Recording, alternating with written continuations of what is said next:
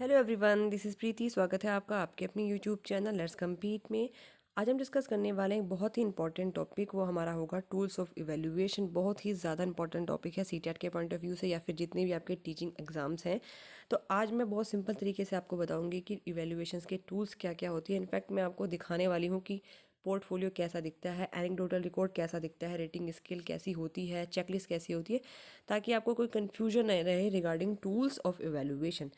चलिए देखते हैं पहले होता क्या है टूल्स ऑफ इवैल्यूएशन। देखिए, जब हम किसी बच्चे का मूल्यांकन करते हैं ना, तो हम डायरेक्टली देख करके मूल्यांकन नहीं कर सकते, खाली ऑब्जर्व करके नहीं कर सकते। हमको उस बच्चे का रिकॉर्ड भी रखना होगा।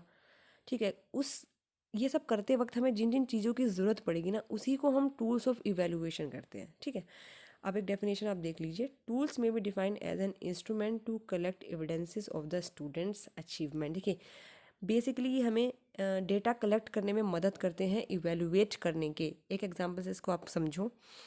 जैसे कि आप बच्चे के टेस्ट लेते हैं, तो ऑब्वियस सी बात है आप उसे कहीं ना कहीं जमा करेंगे, कोई ना कोई रिकॉर्ड आप उस बच्चे का रखेंगे, ताकि आपको उन टेस्ट रिकॉर्ड को फिर आप मूल्यांकन में यूज़ कर सकते हैं कि ये बच्चा ऐसा है, ये बच्चा ऐसा है। ठीक है, तो ऐसे ही कुछ टूल्स हैं जो हमें मूल्यांकन में मदद करेंगे। सबसे पहला आता है पोर्टफोलियो, सेकंड है क्यूमुलेटिव रिकॉर्ड, फिर एनेक्डोटल रिकॉर्ड है, rating scale, checklist, questionnaire and achievement test. अब वन बाय वन हम इसको पढ़ने वाले हैं कि क्या पोर्टफोलियो होता है, क्या एनेक्डोटल रिकॉर्ड है, एक्सेट्रा। चलिए, सबसे फर्स्ट हमें पढ़ना है पोर्टफोलियो। देखिए, the purposeful systematic compilation of work done by students which reflect the students best effort is called as student portfolio। देखिए, स्टूडेंट का जो पोर्टफोलियो होता है, बेसिकली इसमें होता क्या क्या है।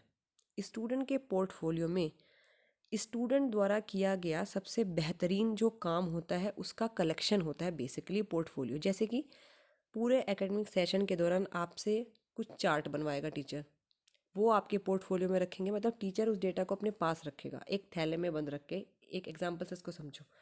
कुछ असाइनमेंट्स आपको देंगे, तो वो असाइनमेंट भी आप टीचर के पास जमा करोगे। चार्ट बनाने के लिए टीचर देगा, चार्ट भी आप टीचर के लिए पास जमा करोगे। मॉडल्स बनाने के लिए टीचर देगा, मॉडल्स भी आप टीचर के पास जमा करेंगे।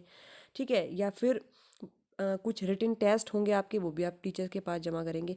तो ये सब आपके काम है, ये आपने पूरे साल भर एक्टिविटीज़ करी हैं, तो इनका एक कलेक्शन जब हो जाता है ना, उसको हम उसी को हम पोर्टफोलियो कहते हैं।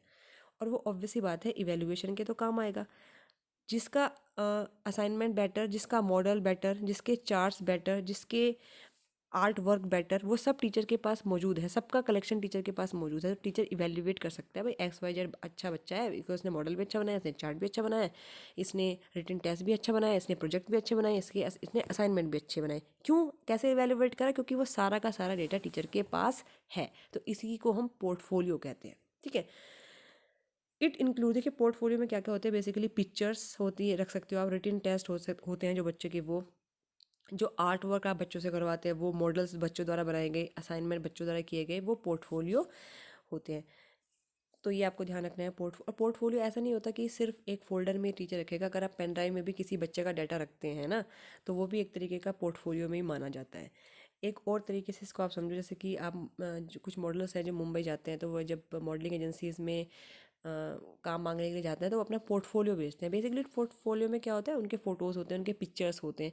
तो इसी तरीके से स्टूडेंट का पोर्टफोलियो होता है, जिसमें स्टूडेंट के द्वारा किए गए काम होते हैं, टीचर के पास वो जमा रहता है। ठीक है, उसमें आपके मॉडल्स होंगे, आपके बनाए हुए असाइनमेंट होंगे, आपके बनाया हुआ आर्ट वर्क होगा, चार्ट होगा, जो भी चीज़ें टीचर्स ने आपको बनाने के लिए बोली हैं, करने के लिए बोली हैं, जिससे आपका आकलन हो सके, वो सारी चीज़ें पोर्टफोलियो के अंदर आती हैं। आई थिंक अभी आपको क्लियर हो गया होगा।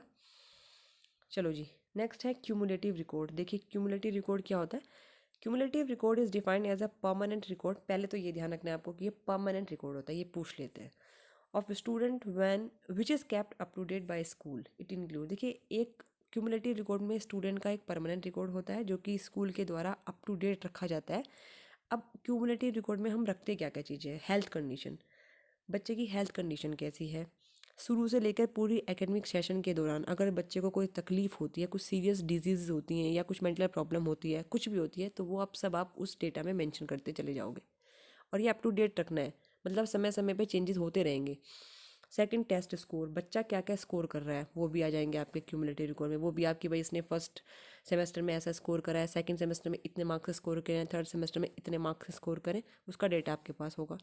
बच्चे की हेल्थ कंडीशन कैसी है पूरे एकेडमिक सेशन के दौरान, उसकी फिजिकल हेल्थ कैसी रही है, उसकी मेंटल हेल्थ कैसी रही है, वो भी आपका डेटा रहेगा आपके पास। बच्चे की अटेंडेंस आपके पास रहेगी कि कितने दिन ये प्रेजेंट है, कितने दिन एब्सेंट है। पार्टिसिपेशन इन को करिकुलर एक्टिविटीज़ में कितना पार्टिसिपेट कर रहा है, किस किस को करिकुलर एक्टिविटीज़ में उसने कितने कितने प्राइज़ बटेरे हैं, क्या क्या उसने रैंक उसकी आई है। तो ये सब जो डेटा होता है ना, इसको हम बोलते हैं बच्चे का क्यूमुलेटिव रिकॉर्ड। तो ऑब्वियस ही बात है, इससे आप आकलन कर सकते हो आराम से। आपको पता है बच्चे के टेस्ट स्कोर कितने, तो आप एकदम से बता दोगे कि बच्चा भाई इंटेलिजेंट है, ब्रिलियंट है, एवरेज है, क्या उसको रेमेडी देनी है, क्या प्रॉब्लम है बच्चे की। टेस्ट स्कोर देख के बता सकते हो, अटेंडेंस देख के बहुत कुछ आप बता सकते हो बच्चे के बारे में। और को करिकुलर एक्टिविटीज़ में तो ये सब मूल्यांकन ही तो है, मूल्यांकन ही तो कर पा रहे हैं हम। जब हमारे पास इतना सारा डेटा होता है तो बच्चे के मूल्यांकन में मदद मिलती है। नेक्स्ट आता है एनेक्डोटल रिकॉर्ड। देखिए इसमें बच्चे बहुत कंफ्यूज रहते हैं कि क्या होता है एनेक्डोटल रिकॉर्ड। कुछ नहीं है, बहुत सिंपल है। These are reports of the teacher observation regarding his pupils behaviour. मैं एक एग्जांपल आपको देती हूँ पहले, फिर मैं आपको दिखाती हूँ कि एनेक्डोटल एक्चुअली दिखता कैसा है। कुछ ऐसा होता है एनेक्डोटल रिकॉर्ड, जिसमें बच्चे का नाम लिखेंगे आप, चाइल्ड्स नेम, फिर डेट लिखोगे, फिर बच्चे की एज लिखोगे, टाइम लिखोगे, ऑब्जर्वर में यहाँ अपना नाम लिखेंगे, जो हम ऑब्जर्व करें मतलब टीचर ऑब्जर्व करेगा। सेटिंग का मतलब जिस जगह पर कोई एक्टिविटी हो रही है। देखो बेसिकली एनेक्डोटल रिकॉर्ड में क्या होता है, ये ऑब्जर्वेशन पे बेस्ड होता है। एक टीचर है, वो बच्चे को ऑब्जर्व करता है, ऑब्वियस सी बात है क्लास में भी ऑब्जर्व कर सकता है, क्लास के बाहर भी ऑब्जर्व कर सकता है। तो उसके बिहेवियर में जब टीचर कुछ चेंजेस देखता है, कुछ सडन चेंजेस देखता है, तो तुरंत के तुरंत वो टीचर उसको 2-3 लाइन में ना लिख लेगा कहीं एनेक्डोटल रिकॉर्ड में। मतलब एक शॉर्ट स्टोरी सी उस पर लिख लेगा। जैसे एक एग्जांपल देती हूँ, बच्चा खेल रहा है, गेम का पीरियड है, और बच्चा जो है, कई सारे बच्चे आपस में खेल रहे हैं, तो एक बच्चे ने अचानक से गुस्सा होकर के दूसरे बच्चे पे हाथ उठाना शुरू कर दिया। तो ये टीचर ने ऑब्जर्व किया है, ठीक, कि बच्चे ने हाथ उठाना शुरू कर दिया। तो वो यहाँ पे लिखेगा एनेक्डोटल रिकॉर्ड में, चाइल्ड नेम, डेटा, ये सब आप भर दोगे, चाइल्ड नेम क्या है, डेट क्या है, ये ऑब्जर्वर। सेटिंग में लिखेगा गेम, गेम मतलब प्ले ग्राउंड, मतलब जिस जगह पे ये घटना हो रही है, प्ले ग्राउंड हो गया, ठीक है। और एनेक्डोटल में टीचर लिखेगा कि बच्चे ने झगड़ा, मतलब बच्चे ने आवेश में आकर गेम खेलने के दौरान, बच्चे ने आवेश में आकर गेम खेलने के दौरान दूसरे बच्चे को हाथ से मारा। ये एनेक्डोटल हुआ, ये टीचर ने ऑब्जर्व करके लिखा। तो एक शॉर्ट स्टोरी जैसी टीचर ने लिखी 2-3 लाइन की। फिर टीचर उसका इंटरप्रिटेशन करेगा कि ऐसा उसने क्यों किया, उसके अंदर एंगर इश्यूज़ हैं, या उसकी कोई बच्चे से पुरानी लड़ाई चल रही है, कुछ इस तरीके से इंटरप्रेट करेगा। तो इसको हम बोलते हैं एनेक्डोटल रिकॉर्ड। और एनेक्डोटल रिकॉर्ड सिर्फ क्लासरूम के अंदर नहीं होते, क्लासरूम के बाहर भी आप बच्चे के एनेक्डोटल रिकॉर्ड लिख सकते हो। सडन आप कुछ चेंजेस बच्चे में देखते हैं, या आप क्लासरूम की बात करूँ तो अगर क्लास में आप बैठे हो, कोई बच्चा आप देख रहे हो कि मान लो कि किसी को गाली दे दी बच्चे ने क्लास में, तो वो आपने उसका बिहेवियर चेंज एकदम से देखा कि उसके बिहेवियर में कुछ चेंजेस आए, वो आप लिख दोगे कि फला फला बच्चे ने अपशब्द भाषा का प्रयोग किया एनेक्डोटल में। फिर कुछ इंटरप्रिटेशन आप लिखेंगे कि क्यों किया है, वो आप इंटरप्रेट करेंगे। तो ऐसा होता है एनेक्डोटल रिकॉर्ड। चलिए अब देख लेते हैं इसमें क्या क्या लिखा हुआ है। समझ में आ गया, इंपॉर्टेंट ये होता है, फिर लिखा तो कोई इतना बड़ा मैटर नहीं करता। These are reports of teachers observation regarding his pupil behaviour. Pupil behaviour के रिगार्डिंग टीचर की ऑब्जर्वेशन होती है। A teacher will observe certain behaviour of his student during specific occasion that reveal their attitude और certain personality trait. देखिए मैंने वही बोला कि टीचर बच्चे के बिहेवियर को ऑब्जर्व करेगा, फिर देखेगा कि भाई ऐसा बिहेवियर बच्चे में क्यों आया, उसे लिख देगा जो भी उसने उस बिहेवियर फॉर्म में जो भी हरकतें उसने करी है, फिर उसको इंटरप्रेट करेगा। This may be in classroom, classroom के अंदर भी ऐसा हो सकता है, आउटसाइड ऑफ द क्लासरूम भी हो सकता है। This should be recorded soon after the incident is observed. और ये तुरंत होना चाहिए, जैसे ही इंसिडेंट टीचर ने देखा उसी वक्त आप लिखोगे एनेक्डोटल रिकॉर्ड, ठीक है। अब देखिए पोर्टफोलियो और एनेक्डोटल में एक अंतर क्या होता है। पोर्टफोलियो में क्या होता है, अगर मेरे पास सपोज करो किसी बच्चे का पोर्टफोलियो है, तो मेरे पास उस बच्चे का साल भर का जो भी उसने लेखा जोखा है, एक तरीके से जो भी उसने काम दिए, मैंने उसको जो असाइनमेंट दिए वो उसने मेरे पास जमा कराए हुए हैं, मैंने मॉडल बनाने के लिए दिए वो भी उसने मेरे पास जमा कराए हुए हैं, कुछ रिटन टेस्ट मैंने दिए थे उसके स्कोर भी मेरे पास है, सारा कुछ है पोर्टफोलियो के अंदर बच्चे के, ठीक है। Model chart, paper, art work, everything. मेरा ट्रांसफ़र कहीं और हो गया, सपोज कोई एग्जाम्पल है, दूसरा टीचर आता है, तो वो बच्चों के पोर्टफोलियो देख के ये बता सकता है, वो भी आकलन कर सकता है, बच्चों का मूल्यांकन कर सकता है कि कौन सा बच्चा अच्छा है, कौन सा बच्चा उतना अच्छा नहीं है ओवरऑल। क्योंकि पोर्टफोलियो देख के ऑब्वियसली पता चल जाएगा किस बच्चे के असाइनमेंट जितने ज़्यादा बेहतर है, जिस बच्चे का मॉडल कितना ज़्यादा बेहतर है, आर्ट वर्क जितना ज़्यादा बेहतर है, देख के पता लगा सकते हो। हाँ, लेकिन एनेक्डोटल रिकॉर्ड में ऐसा नहीं है। एनेक्डोटल रिकॉर्ड में दूसरा व्यक्ति उतनी अच्छे से नहीं बता पाएगा, क्योंकि बिकॉज मैंने वो अपनी आंखों के सामने घटना होती हुई देखी है, तो मैंने अपने आप ऑब्जर्वेशन में लिखा है, अपने आप मैंने उसको इंटरप्रिटेशन होगा। दूसरा टीचर आके एंड किसी बच्चे का सिर्फ पढ़ करके आप वो फील नहीं कर सकते जो आपने देखा है, देख करके फील किया है। तो एनेक्डोटल से क्या है, दूसरा टीचर उतनी अच्छी तरीके से इवेलुएट नहीं कर सकता है। अगर आपको ये वीडियो पसंद आती है तो प्लीज़ वीडियो को एक लाइक ज़रूर करें, चैनल पर नए हैं तो चैनल को सब्सक्राइब करें और press the bell icon button, ताकि आपको सारी वीडियो नोटिफिकेशन मिलती रहें। और मेरी आवाज़ पे आज प्लीज़ मत जाना, क्योंकि थोड़ा सा ज़ुकाम है, इसलिए आवाज़ थोड़ा ऊपर नीचे है। आप कंटेंट पे फोकस कीजिएगा। चलिए भाई, नेक्स्ट है हमारा रेटिंग स्केल।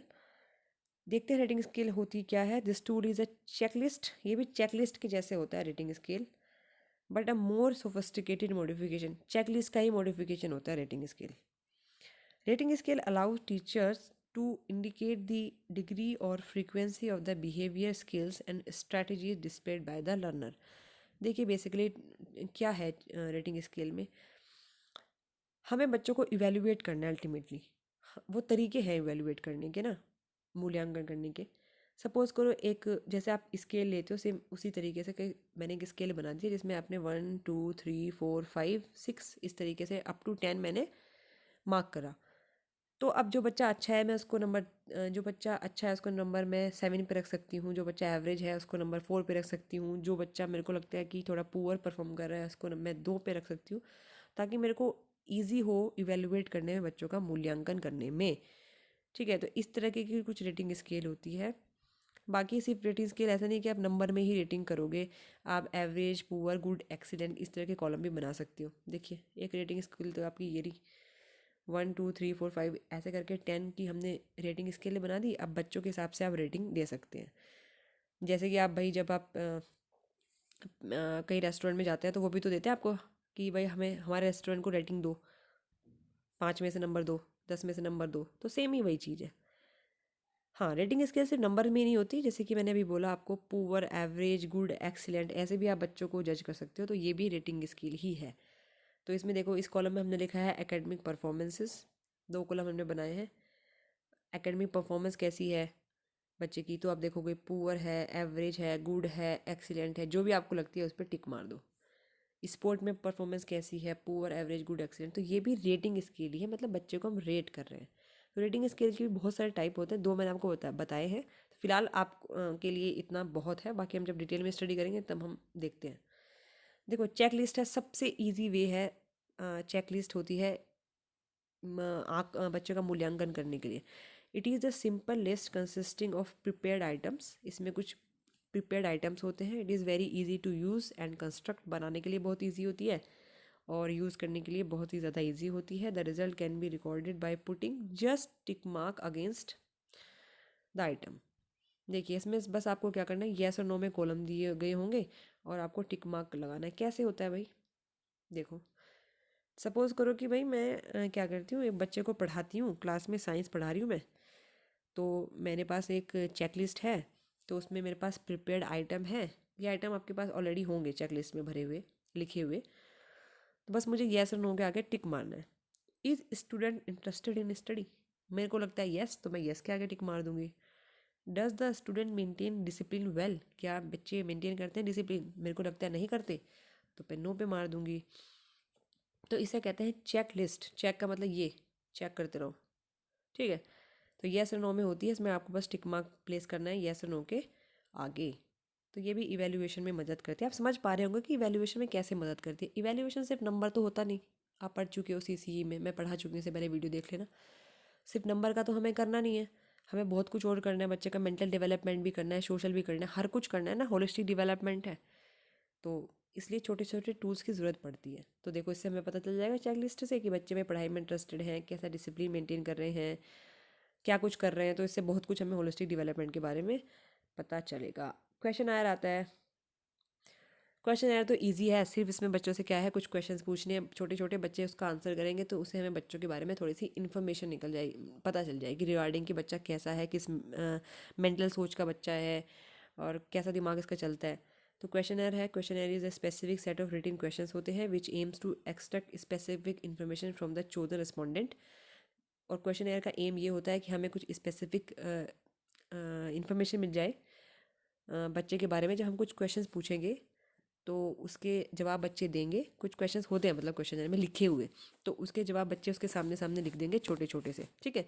तो हमें पता चल जाएगा जो भी हमें बच्चों से निकालना है। The question and answer are design in order to gather information about, किसके बारे में हमें पता चलेगा क्वेश्चन एयर से। देखो बच्चे का एटीट्यूड क्या है, कुछ सवाल उसमें आप ऐसे डाल दीजिए जिनका आंसर देख करके आपको पता चल जाएगा कि बच्चे किस तरह का एटीट्यूड रखते हैं, क्या उनकी सोच है, प्रेफरेंसेस क्या है बच्चों की, ठीक है। सपोज़ करो आप क्वेश्चन एन में एक क्वेश्चन डाल दो कि क्या आप न्यूक्लियर फैमिली में रहना पसंद करते हैं या जॉइंट फैमिली में, तो बच्चे उसका आंसर करेंगे हम न्यूक्लियर फैमिली में पसंद रहना करते हैं। या कुछ बच्चे कर सकते हैं कि हम जॉइंट फैमिली में पसंद करते हैं रहना। तो कुछ ना कुछ आप एक आइडिया लगा सकती हो बच्चे की प्रेफरेंसेस क्या है उसके बारे में, उसका एटीट्यूड क्या है, उसकी ओपिनियन क्या है, उसके लाइक्स क्या क्या है, उसके डिसलाइक्स क्या क्या है। तो छोटे छोटे क्वेश्चंस होते हैं, उनके आंसर बच्चे भर देते हैं, तो काफ़ी कुछ पता चल जाता है। किन किन चीज़ों के बारे में पता चलेगा, एटीट्यूड के, प्रेफरेंसेस के, ओपिनियंस के, लाइक के, डिसलाइक के। This data is helpful in providing counselling also, counselling में मदद करता है बच्चों को, क्योंकि ऑब्वियसली बात है जब आपको कुछ क्वेश्चंस आपने लिख दिए उसके आंसर बच्चे ने, तो काफ़ी कुछ बच्चे के बारे में पता चल जाएगा कि उसके दिलो दिमाग में चल क्या रहा है, कितना उसका सोशल डेवलपमेंट हो रहा है। बच्चे के आंसर से बहुत कुछ पता चल जाता है ना। तो इसके लिए वो कुछ, अगर बच्चों को लगता है कि आपको काउंसलिंग की ज़रूरत है तो उनके आंसर पढ़ के अगर आपको ऐसा लगता है तो काउंसलिंग में भी इसकी ज़रूरत पड़ सकती है। मतलब अब अचीवमेंट टेस्ट आता है, आपका लास्ट है। आई होप आपको क्लियर हो रहा होगा, फिर भी आप कमेंट सेक्शन में मेरे को बताना अगर कुछ आपको डाउट रहते हैं तो। अचीवमेंट टेस्ट है, in the evaluation the term achievement has to be understood in relation to the objective of instruction that are translated into behavioural changes. देखिए अचीवमेंट का मतलब क्या है, जब हम बात इवेल्युएशन की करते हैं या एजुकेशन में बच्चे ने क्या अचीव किया, उसका मतलब ये है कि जो हमारे पढ़ाने से पहले जो हमारे ऑब्जेक्टिव थे ना, क्लासरूम में घुसने से पहले या स्कूल में घुसने से पहले कुछ हमारे ऑब्जेक्टिव्स होते हैं कि ये हमारे ऑब्जेक्टिव है, साल के अंत तक पूरे होने चाहिए। तो अगर वो ऑब्जेक्टिव पूरे हो जाते हैं, बच्चा उनको मतलब एक अपने बिहेवियर में लाने लगता है, तो समझ लीजिए आपको मतलब वो हम बच्चे की अचीवमेंट समझते हैं। तो अचीवमेंट है बस उसी से रिलेटेड है। The same learning points might have learned by different students at different level. The teacher is interested in knowing the level of achievement of each student in each of the learning points and evaluate these on the basis of his predetermined instructed objective। देखिए हमने बोला ना कि teacher ने मतलब suppose करो कि मैं साइंस पढ़ा रही हूँ और मैंने क्लास में जाने से पहले कुछ ऑब्जेक्टिव सेट करे कि बच्चों को साइंस के बारे में नॉलेज होनी चाहिए, ठीक है। हम उसको जो है साइंटिफिक एटीट्यूड बच्चे के अंदर डेवलप करेंगे। और मैं कुछ पर्टिकुलर टॉपिक अगर पढ़ा रही हूँ तो सब्जेक्ट से रिलेटेड मेरे कुछ ऑब्जेक्टिव हैं कि बच्चों को, सपोज़ करो मैं न्यूट्रिशन ही पढ़ा रही हूँ, तो न्यूट्रिशन के बारे में ये पता होना चाहिए, ये वो समझ लेगा। मैं बच्चे को ये समझाऊंगी तो ये बच्चे मतलब ग्रैब कर पाएंगे। तो चैप्टर के अंत में मैं ये देखूंगी कि बच्चे ने कितना सीखा है, कितना उसके बिहेवियर में आया है। तो वही अचीवमेंट टेस्ट है बेसिकली। हर बच्चे का लेवल एक हो ये ज़रूरी नहीं होता, हर बच्चे के लर्निंग पॉइंट डिफरेंट डिफरेंट हो सकते हैं। कुछ बच्चों को जल्दी समझ में आता है, कुछ बच्चों को देर में समझ में आता है। तो वो एक तरीके का अचीवमेंट टेस्ट ही है। मेरे को पता चल जाएगा कि बच्चों के इवैल्यूएशन मैं कर सकती हूँ अचीवमेंट टेस्ट से, और अपनी स्ट्रेटजी भी चेंज कर सकती हूँ पढ़ाने की। अगर बच्चों को मतलब प्रॉपर समझ में नहीं आ रहा है, मतलब मेरे बनाए हुए ऑब्जेक्टिव्स बिहेवियर और में कोई बिहेवियर चेंजेस बच्चों में आ ही नहीं रहा है, तो वो सब मैं कर सकती हूँ बहुत आसानी से। तो बस वही अचीवमेंट टेस्ट होते हैं। जैसे कि आप उसमें आप क्लासरूम टेस्ट भी ले सकते हो अचीवमेंट टेस्ट के अंदर ना, ओरल टेस्ट भी अचीवमेंट टेस्ट के अंदर आ सकते हैं, जिससे आपको पता चल जाए कि हाँ बच्चे ने कितना सीखा है। तो आई थिंक यही है बस टूल्स ऑफ इवेल्युएशन। फिलहाल बहुत ज़्यादा इंपॉर्टेंट है, अगर रीट का एग्ज़ाम आ रहा है आप लोगों के लिए तो बहुत ही ज़्यादा इंपॉर्टेंट है। तो वही अच्छे से पढ़ो, और इसके बाद हम टेक्निक डिस्कस करेंगे। अभी थोड़ा वीडियो डालने में थोड़ा सा कुछ पर्सनल प्रॉब्लम की वजह से थोड़ा सा टाइम लग जाएगा, पर चैनल के साथ जुड़े रहें। मैं पूरी कोशिश करूँगी कि एक तय समय पे आपका जो रीट का जो हम इंग्लिश पेडागोजी का लेके चले हैं वो कंप्लीट करवा पाऊँ। चलिए कमेंट सेक्शन में बताइएगा आपको वीडियो कैसी लगी है। प्लीज़ अपने दोस्तों के साथ शेयर ज़रूर करना और वीडियो को एक लाइक ज़रूर कर देना। जल्दी मिलते हैं अगली वीडियो में, तब तक के लिए बाय बाय।